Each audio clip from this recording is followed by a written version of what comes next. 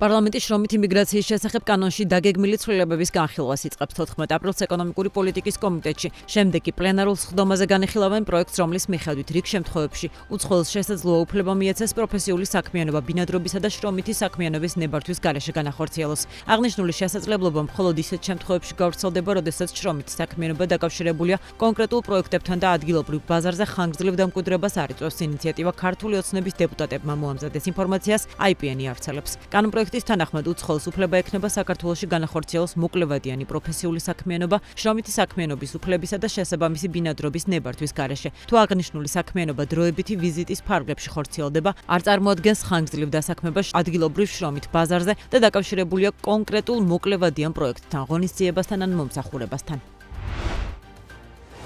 საწვევისა და ბიტუმის მკვეთრი გაძვირების გამო მთავრობა ინფრასტრუქტურული პროექტების ტენდერებში ფასების ინდექსაციის მექანიზმს აბრუნებს. გადაწყვეტილება მთავრობის ადმინისტრაციაში გამართულ შეხვედრაზე ბიზნეს პრემიერმა და ინფრასტრუქტურის მინისტრმა გააცნეს. სექტორში ამბობენ, რომ ახლო აღმოსავლეთში მიმდინარე საომარმა მოქმედებებმა არსებული პროექტების თვითღირებულება 15%-ით უკვე გაზარდა. შესაბამისად, ინდექსაციის მექანიზმის ამოქმედება მიმდინარე ტენდერებში სექტორისთვის მნიშვნელოვანი შვება იქნება. ინფრასტრუქტურის მშენებელთა ასოციაციის ხელმძღვანელის შეფასებით მიიღეს დაპირება, რომ მიმდინარე კონტრაქტებთან ერთად ინდექსაციის სამომავლო პროექტებში გათვალისწინებაზე მსჯელობა გაგრძელდება. ცნობისთვის ტენდერებში ფასთა ინდექსაციის სავალდებულო შემოღებაზე ბიზნესი 2022 წლიდან საუბრობს. სწორედ ამ წელს სახელმწიფო ბიზნეს ინდექსაცია როგორც ერთჯერადი მექანიზმი რუსეთ-უკრაინის ომიდან მომდინარე ნეგატიური გავლენების შესამსუბუქებლად შესთავაზა.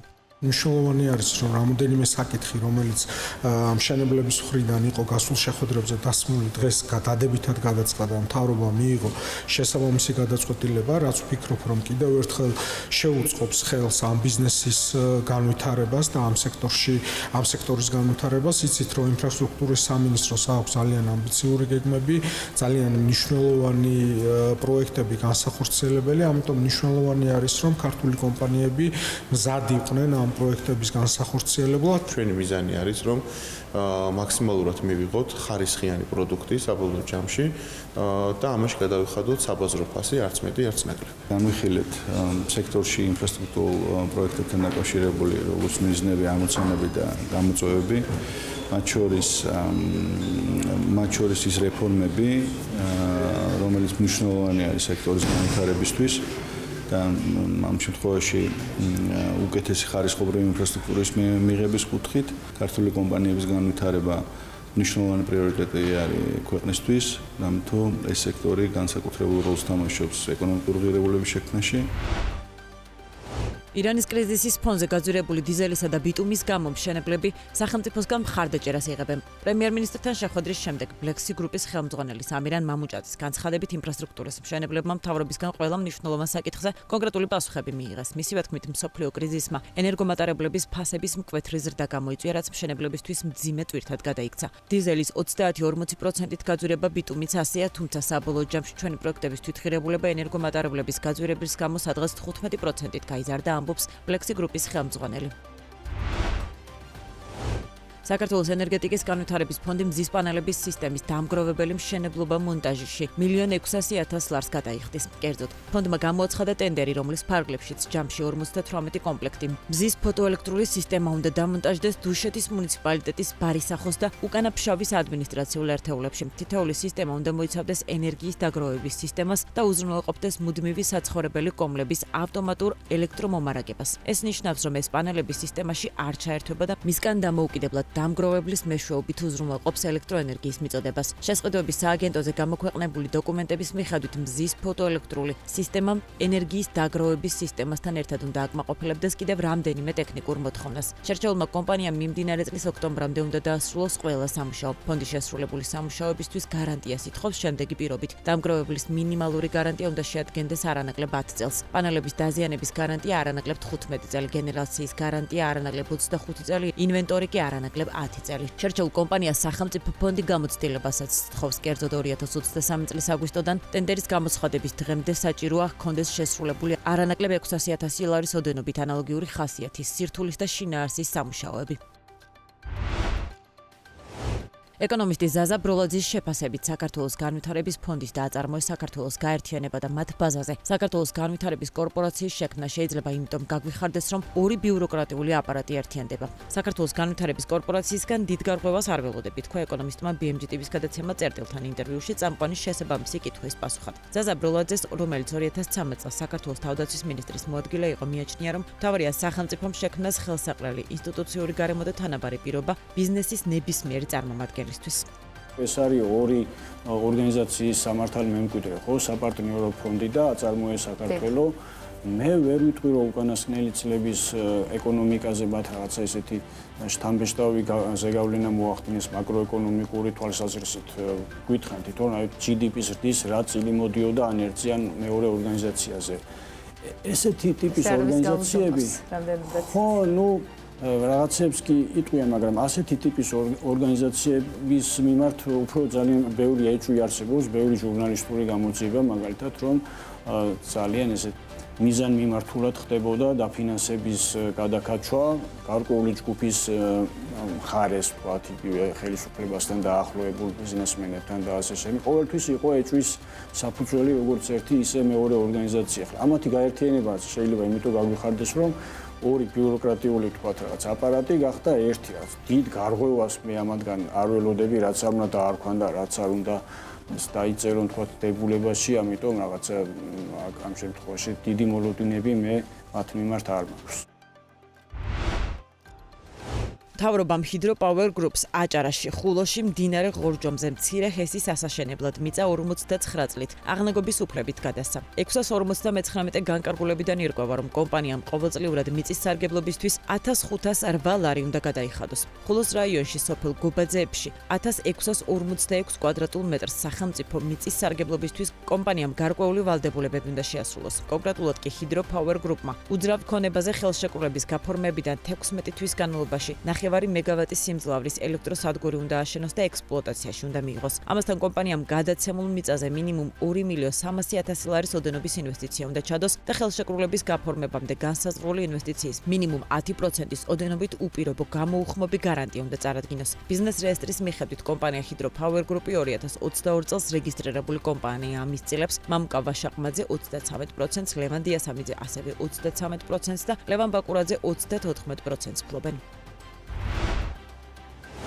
მთავრობამ კომპანია ვერა 2005-ს პოლიციის აკადემიის სახელმწიფო ქონების აუქციონის გარეშე უსასყიდლოდ გაცემის ვადა კონტრაქტის ამოწურვამდე გაუხანგრძლива. საქმე ის არის, რომ ვერა 2005 საქართველოს შინაგან საქმეთა სამინისტროს აკადემიის მერე 2025 წლის აპრილში გამოცხადებული ტენდერის გამარჯვებული კომპანია. ის სახელმწიფო უწყებას 1 წლის განმავლობაში, ანუ 2026 წლის 30 აპრილამდე სასადილოებისა და საზოგადოებრივი კვების საწარმოების მომსახურებას აწვდის. ხელშეკრულების საერთო სავარაუდო ღირებულება სატენდერო დოკუმენტაციის მიხედვით 270.000 ლარია. საქართველოს მთავრობამ 2026 წლის 12 მარტს გამოსცა განკარგულება, რომლის მიხედვითაც შსს საზოგადოებრივი უსაფრთხოებისა და პოლიციის აკადემიას უფლება მისცა ვერა 2005-ისთვის სახელმწიფო ქონება აუქციონის გარეშე დროებით სარგებლობაში 2026 წლის 1 იანვრიდან 31 მარტის ჩათვლით გადაეცა. 2 აპრილს ირაკლი კობახიძის მიერ ხელმოწერილი დოკუმენტიდან კი ირკვევა, რომ მთავრობას თარიღის დაკორექტირება მოუწია და სახელმწიფო ქონების გადაცემის ვადა მე-1 თვით 1 მაისამდე გადაიწია. სწორედ ამ დროისთვის სრულდება აკადემიასა და ვერა 2005 შორის დადებული ხელშეკრულება. რაც შეეხება აუქციონის გარეშე კომპანიისთვის დროებით სარგებლობაში გადაცემულ ქონებას, ეს არის თბილისში გმირ კურსანტების ქუჩა 4-ში მდებარე შენობა ნაგებობა, რომლის ფართი 363 კვადრატული მეტრია. ეს შენობა შინაგან საქმეთა სამინისტროს აკადემიის ტერიტორიაზე მდებარეობს. ვერა 2005-ს ასევე თხოვების უფლებით გადაეცა აკადემიის სამზარეულოს ინვენტარი. ბიზნეს რეესტრის მიხედვით ვერა 2005-2004 წელს დაფუძნებული კომპანია და მის 100%-იან წილს ნანა არჯევანიძე მართავს. მისი საქმიანობის სფერო კეითერინგი და ღონისძიებების ორგანიზება.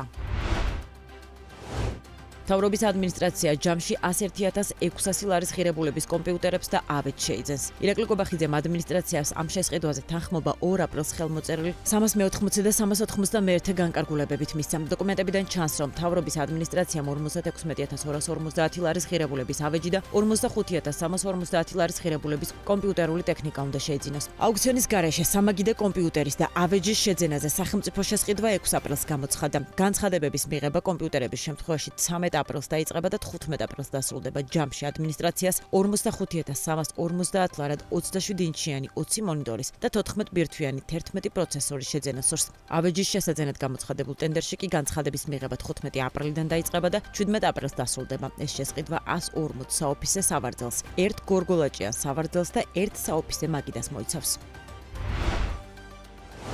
ამერიკის სოფლის მეურნეობის დეპარტამენტმა ხორბლის გლობალური მარაგების შეფასება გაზარდა. ამის შესახებ ინფორმაციას საქართველოს ხორბლისა და ფქვილის მწარმოებელთა ასოციაცია ავრცელებს. მათი ცნობით მიმდინარე სეზონის გლობალური ხორბლის მარაგის შეფასება კიდევ 1,5 მილიონი ტონით გაიზარდა და 1,300,000 ტონას მიაღწია, რაც განპირობებულია რუსეთში და ევროკავშირში ზრდით. ამასთან ასოციაციის ცნობით გლობალური მოხმარების პროგნოზი 4,700,000 ტონით შემცირდა და 820 მილიონი ტონა შეადგინა. ძირითადად ინდოეთში საკვების, თესლისა და სამრეწველო გამომუშავებისთვის ხორბლის მოხმარების შემცირების გამო. რაც შეეხება გლობალური ხორბლის ექსპორტის პროგნოზს, ასოციაცია წერს, რომ გლობალური ხორბლის ექსპორტის პროგნოზი 6,200,000 ტონით გაიზარდა და 283,100,000 ტონას მიაღწია, რაც გასულ სეზონზე 24 მილიონი ტონით მეტია. საქართველოს 2026 წლის სახელმწიფო ბიუჯეტის მიხედვით 24 სახელმწიფო თეატრი 59,21,200 ლარით ფინანსდება. BMG-მ დაფინანსების მოცულობა გაანალიზა, რომელიც საბიუჯეტო ასიგნებებს იღებს. მონაცემები აჩვენებს, რომ თეატრებს შორის ბიუჯეტის გადანაწილება საგრძნობლად განსხვავებულია. დოკუმენტებიდან ჩანს, რომ მხოლოდ თბილისის ოპერისა და ბალეტის თეატრის დაფინანსება მთლიანი საბიუჯეტო რესურსის დაახლოებით 34.2% შეადგენს, ხოლო ყველაზე მცირე ბიუჯეტი ჩრდილების თეატრს აფხაზეთი გამოიყო. დაფინანსების მოცულობის მიხედვით ქალაქის სცენები ლიდერობენ, თუმცა ხუთეულში ხდება ქუთაისის ოპერის თეატრიც, რაც მას რეგიონულ თეატრებს შორის ყველაზე მაღალ ბიუჯეტურ დაწესებულებად აქცევს. ცნობისთვის 2026 წლის სახელმწიფო ბიუჯეტი 30,900,000,000 ლარს შეადგენს. მთავრობა მაღალმთიანი დასახლებების განვითარების ფონდისთვის გათვალისწინებული ასიგნებებიდან თანხის გამოყოფის შესახებ განკარგულება გამოსცა. კერძოდ, ფინანსთა სამინისტრომ უნდა უზრუნველყოს სოფლის განვითარების სააგენტოსთვის 5,300,000 ლარის გამოყოფა, რომელიც მიმართული იქნება ერთიანი აგროპროექტის ქვეპროგრამის მაღალმთიან დასახლებაში სამეწარმეო საქმიანობის ხელშეწყობის პროგრამის განსახორციელებლად. ამავე დოკუმენტით გათვალისწინებულია 14,700,000 ლარი რეგიონებში განსახორციელებელი პროექტების ფონდიდან დასაფინანსებელი ადგილობრივი თვითმმართველობების და რეგიონული პროექტების შერჩევის პროცედურების და კრიტერიუმების შესაბამისად. 2025 წელს საქართველოში 38,9 მილიონი ლარის ღირებულების გაყინული ქათამი და 232,100,000 ლარის გაყინული ქათმის ნაწილები შემოვიდა. ამ პერიოდში 64,400 ტონა ქათმის პროდუქტია იმპორტირებული. ამის შესახებ კონკურენციისა და მომხმარებლის დაცვის სააგენტოს წლეურ ანგარიშში აღნიშნული. მიმოხილვის თანახმად ძირითად საიმპორტო ქვეყნებს შორის ჩინეთი, უკრაინა, თურქეთი და ბრაზილია არიან. წამყვანი ქვეყნების განაწილება განსხვავებულია პროდუქტის კატეგორიების მიხედვით. გაყინული ქათმის შემთხვევაში ძირითადი მომწოდებელი არის უკრაინა 45%-იანი ბაზრის წილით. შემდეგ მოდის თურქეთი 32%-იანი წილით, რუსეთი 11%-იანი და ბრაზილია 10%-იანი წილით. რაც შეეხება გაყინული ქათმის პროდუქტების იმპორტს, ამ მიმართულებით გამოკვეთილია ჩინეთის ბაზრის მნიშვნელობა 44%-იანი წილით, შემდეგ მოდიან თურქეთი, უკრაინა და ბრაზილია. ამასთან იმპორტის ჯამური მაჩვენებლების შეფასებისას იკვეთება, რომ ბაზარი დივერსიფიცირებულია. წამყვანი 10 კომპანიის წილი მთლიან იმპორტში 58%, წამყვანი 5 კომპანიის წილი 43%, ხოლო წამყვანი 3 კომპანიის წილი 35% შეადგენს. ამავე პერიოდში მთლიანი ბაზრის კონცენტრაციის მაჩვენებელმა 611 ერთეული შეადგინა. საქართველოდან პურფუნთშეულის ექსპორტი გაორმაგდა. მიმდინარე წლის იანვარ-თებერვალში ქვეყნიდან 1,900,000 დოლარის ღირებულების პურის, ფუნთუშეულის და საკონდიტრო ნაწარმის ექსპორტი განხორციელდა. გასული წლის ანალოგიურ პერიოდში კი ექსპორტი 962,600 დოლარი იყო. ზრდა იყო წლეურ ჭრილში ჯამურადაც, კერძოდ 2025 წელს ქვეყნიდან 9,100,000 დოლარის პურფუნთუშეული გავიდა, 2024 წელს კი 6,300,000 დოლარი. ეს იმას ნიშნავს, რომ ექსპორტის ზრდა 44% შეადგინა. წელს საქართველოდან პურფუნთუშეულის მთავარი საექსპორტო ბაზარი უზბეკეთი, აზერბაიჯანი და სომხეთი იყო. გასულ წელს კი სომხეთი, აზერბაიჯანი და ერაყი. საქართველოდან პურფუნთუშეულის მთავარი საექსპორტო ბაზრები 2026 წლის მიხედვით ასეთია: უზბეკეთი, აზერბაიჯანი, სომხეთი, რუსეთი, ისრაელი, ამერიკის შეერთებული შტატები. რაც შეეხება იმპორტს, მიმდინარე წლის იანვარ-თებერვალში პურფუნთუშეულისა და საკონდიტრო ნაწარმის იმპორტმა 15 მილიონი დოლარი შეადგინა, რაც 3 მილიონი დოლარით მეტია წინა წლის ანალოგიურ პერიოდთან შედარებით. ძირითადი საიმპორტო ქვეყნები რუსეთი და უკრაინა. საქართველოს რაოდენობრივად ყველაზე მეტი შოკოლადის ნაწარმს რუსეთში ყიდულობს. ამის შესახებ კონკურენციისა და მომხმარებლის დაცვის სააგენტოს წლეურ ანგარიშში აღნიშნული. შოკოლადის იმპორტის მიმოხილვის თანახმად 2025 წელს საქართველოში შემოვიდა 256,100,000 ლარის ღირებულების 18,000 ტონა კაკაოსა და შოკოლადის მზა ნაწარმი. შოკოლადის ნაწარმის რაოდენობის 52% შემოდის რუსეთიდან, რაც თანხობრივად საერთო იმპორტის 36% შეადგენს. შემდეგ უკრაინა 21%-იანი წილით, სომხეთი 7%, პოლონეთი 7% და ხორვატია 5%-იანი წილით ნაწილით. 2025 წელს შოკოლადის ნაწარმის იმპორტის ბაზრის იმპორტიორი კომპანიების მიხედვით შეფასებიდან ჩანს, რომ შოკოლადი და კაკაოს შემცველი საკვები პროდუქტების იმპორტის ბაზარი დაბალკონცენტრირებულია. ამ პერიოდში ბაზრის კონცენტრაციის მაჩვენებელმა 820 ერთეული შეადგინა წამყვანი 10 კომპანიის საერთო წილი მთლიან იმპორტში 73%, წამყვანი 5 კომპანიის წილი 52%, ხოლო წამყვანი 3 კომპანიის წილი 53% შეადგენს. რაც შეეხება კაკაოს, შოკოლადის და შაქრიანი საკონდიტრო ნაწარმის ადგილობრივ მწარმოებლებს, საქსტატის მონაცემებით აღნიშნულ საქმიანობას 78 კომპანია ეწევა. სააგენტომ FMCG სწრაფად ბრუნვადი სამომხმარებლო საქონელი ბაზრის მიმდინარე მონიტორინგთან ერთად შეისწავლა სამომხმარებლო კალათის შემადგენლობაში შემავალი საქონლის იმპორტის ბაზრების მაჩვენებლები. შეფასებისთვის შეირჩა კარაქის, მზესუმზირის ზეთი, შაქრის, მაკარონის, ბრინჯის, ქათმის ხორცისა და შოკოლადის იმპორტი. ანგარიშის მიხედვით იმის გათვალისწინებით, რომ საქართველოში აღნიშნული საქონლის მოხმარება მეტწილად იმპორტზეა დამოკიდებული, იმპორტის ბაზრებზე არსებული ტენდენციები წარმოადგენს FMCG ღირებულების ჯაჭვის ერთ-ერთ მნიშვნელოვან ეტაპს და დიდ გავლენას ახდენს როგორც ბაზრის სტრუქტურაზე, ასევე ფასების ფორმირებაზე.